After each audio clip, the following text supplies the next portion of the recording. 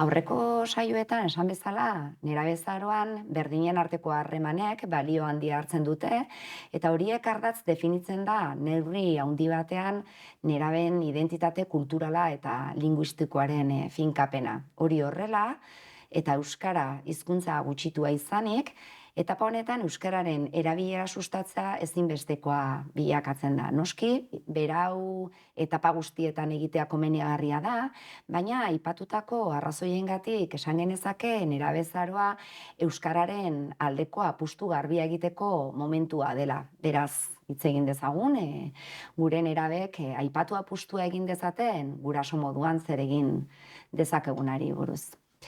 Hasteko eta behin garrantzitsua da gurasoen partetik euskara balorean jartzea. Hau da, hizkuntza gutxitua izanik, garrantzi handiko kontua da nerabek euskaraz hitz egitearen, erabiltzearen garrantzia eta beharra ulertzea. Eta gurasoek badute horretan laguntzea, hau da, ez bakarrik etorkizunean eskainiko dizkien abantaiengatik, baizik eta eskaintzen dituen kultur loturengatik edota beste euskaldun batzuekin komunikatzeko aukera zabalduko dietelako, ez? Lagun eta esperientzia berriak izatea eta bar. Horretarako interakzio soziala bultzatu dezakegu, hau da, zuen seme-alabek euskaraz dakiten lagunak edo senideak badituzte, animatu diezue horiekin denbora gehiago pasatzera, ez? Erronkak proposatzeak nerabea motiba dezake, ahalegin handiagoa egin dezan, eta bere potentzial osoa pixkanaka azaleratzen joan dadin. Baina gehiegizko presioa saiestu behar da, funtsezkoa da, gazte gehiegizko presiorik esentitzea. Alegia, hobe da, euskara bere egitea, derrigorrezko zeregina baino, prozesu mailakatua eta positiboa izatea.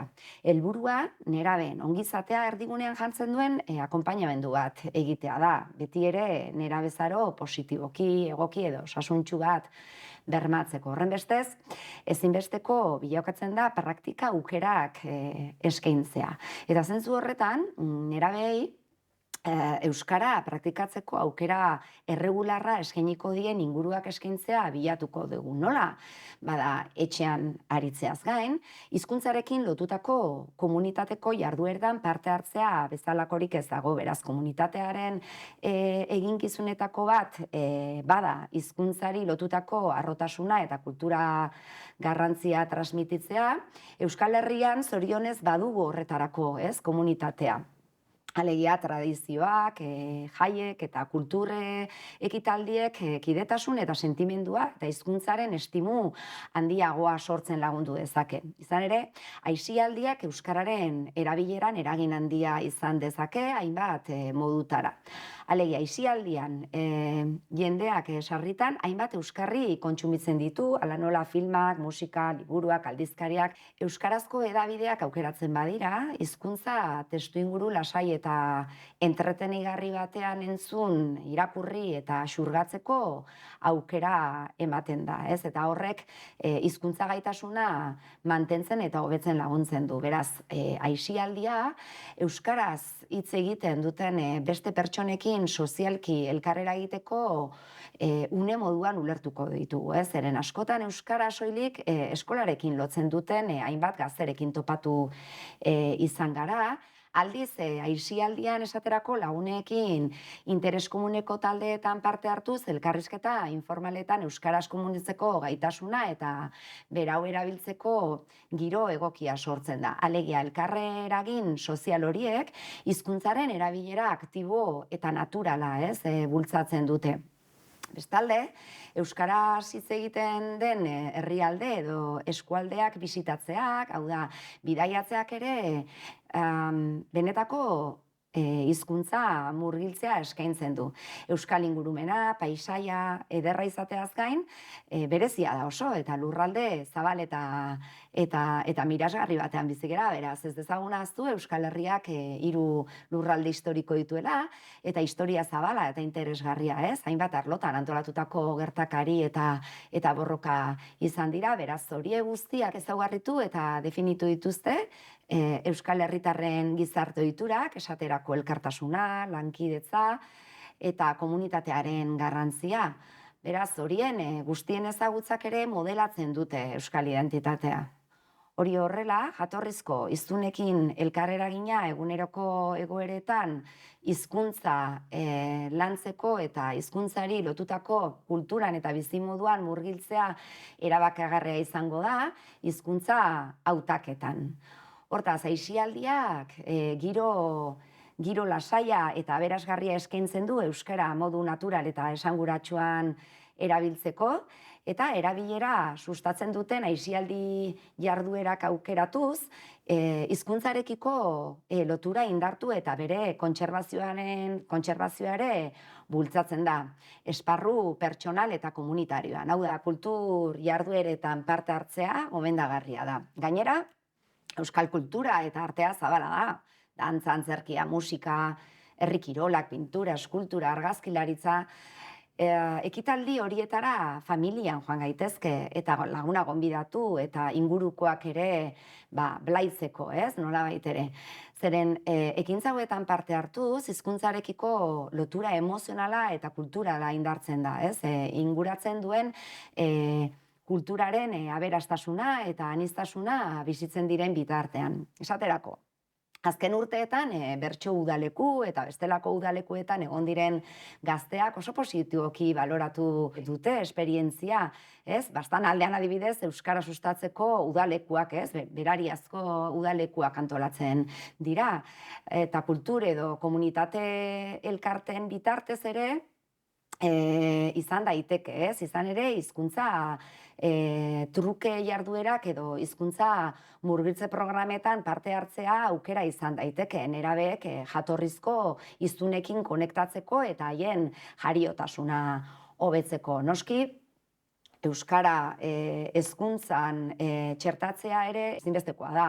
Alba da, euskararekin lotutako klaseak edo jarduerak eskaintzen dituzten hezkuntza programak bilatzea onuragarria da. Eta honen barruan, eskolaz kanpoko programak edo euskara ardatz duten klaseak egon daitezke. Nerabeak ere animatu daitezke ikerketa proiektu edo aurkezpenak euskaraz egitera, eta zentzu horretan garrantzitsua da euskarazko hedabideak eskura jartzea, esaterako etxeko liburutegi bat sortzea edo euskarazko argitalpenetara harpidetza egitea edo sareko baliabideak elkarrekin bilatzea. Horiek guztiak lagun diezaieken nerabei hizkuntza gaitasuna eskuratzea edo mantentzea. Helburuak markatzea ere horiek betetzean saritzea ere baliagarria izan daiteke. Noski sari txiki ez ari gera, izan daiteke laudorioak edo aitorpenak nolabait. Zenbait kasutan ere, hizkuntza baten erabilia saritzeak hizkuntza horri lotutako kultura eta tradizioak gordetzen eta sustatzen lagun dezake eta bereziki desagertzeko arriskuan dauden komunitateetan, baina bereziki saritzeak nerabeak motibatu ditzake hizkuntza bat ikastera edo berau erabiltzera, Etengabeko praktikak nerabeen hizkuntza gaitasunak hobetzen ditu eta hori onuragarria izan daiteke bai komunikaziorako, bai oro har ikasteko ere. Alabaina, kontu handiz, tratatu behar dugu sarien gaia, izan ere, nerabek soilik sariek bakarrik bultzatuta hizkuntza erabiltzen hasiko baliteke hizkuntzarekiko benetako atxikimendurik ez garatzea, eta azkenean sariak desagertzen direnean erabiltzeari uztea, edota hizkuntza bere balioez baleratu beharrean erosten ari direla hautemateko arriskua egon liteke. Horrela, hizkuntza eta kulturekiko errespetu eta estimua galtzea ekar dezake. Dena dela, nerabeak hizkuntza jakin bat erabiltzeagatik saritzea erabakitzen bada, garrantzitsua da sari sistema arretaz diseinatzea, izan daitezken, eragin negatiboak saiesteko eta hizkuntzaren erabilera benetakoa eta errespetuzkoa sustatzeko, Laburbilduz, batetik, euskal hizkuntza, kultura, historia, ingurumena, gizarte ohiturak eta artea elkarrekin lotzen dira, eta euskal identitate berezi eta aberatsa sortzen dute. Eta bestetik, nerabezaroan euskararen erabilera sustatzeak gurasoen komunitatearen eta hezkuntza ingurunearen ikuspegi kontzientea eskatzen du eta noski partaidetza aktiboa, ez? Euskara balioetsiz eta landuz. Horrenbestez, euskal hizkuntza izanik eta euskal hizkuntza identitatearen oinarri, merezi du benetan hizkuntzaren erabilera eta sendotasuna indartzeko ahalegina egitea. Ahaztu gabe noski identitatea pertsonala dela eta askotariko ikuspegiak dituela. Gobierno de Navarra. Nafarroako gobernua.